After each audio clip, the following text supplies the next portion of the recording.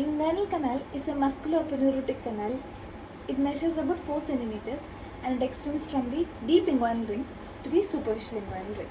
Inguinal canal has got 4 walls, that is, there is a anterior wall, roof, posterior wall and floor. The inguinal canal is directed downwards, medially and forwards.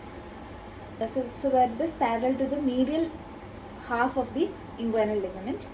Coming to the structures that form each wall, the anterior wall. Anterior wall is formed by skin, superficial fascia and external oblique aponeurosis throughout the entire extent, and the lateral 1/3 is formed by the fleshy fibers of the internal oblique muscle. So anterior wall is formed by the external oblique aponeurosis throughout the entire length, and lateral 1/3 is formed by the internal oblique muscle. Then the roof is formed by the arched fibers of the internal oblique and transversus abdominis. The internal oblique muscle is arching in such a way that it forms a relation for the anterior wall, the roof and the posterior wall. So the roof is formed by the arched fibers of the internal oblique and the transverse abdominis muscle.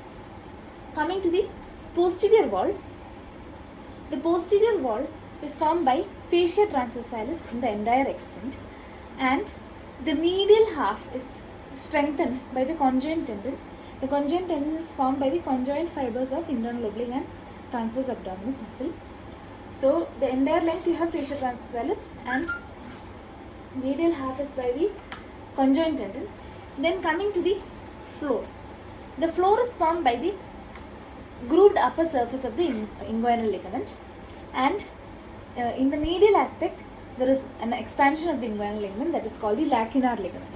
So lacunar ligament is a backward and upward extension of the inguinal ligament towards the pecten pubis. So that is the lacunar ligament. So there is the anterior wall that is formed by the external oblique aponeurosis, and the lateral 1/3 is formed by the internal oblique muscle.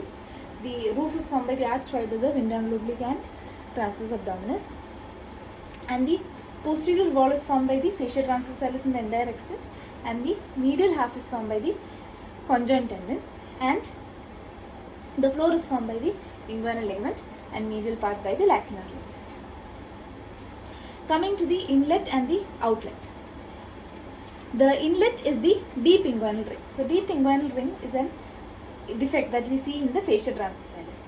It is an oval opening that is seen in the fascia transversalis, and it is about 1.25 centimeters above the mid-inguinal point. So that is the deep inguinal ring.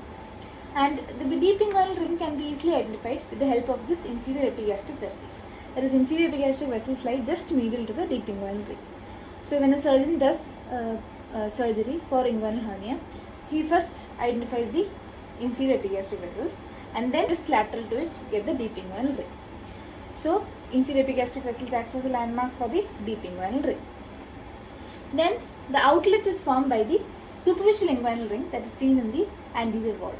It is a triangular defect that is seen in the external oblique aponeurosis. That is, it consists of 2 crura, that is the superior crus and the inferior crus. Superficial inguinal ring is seen just above and lateral to the pubic tubercle. So that is about the outlet. So inlet is the deep inguinal ring and the outlet is the superficial inguinal ring.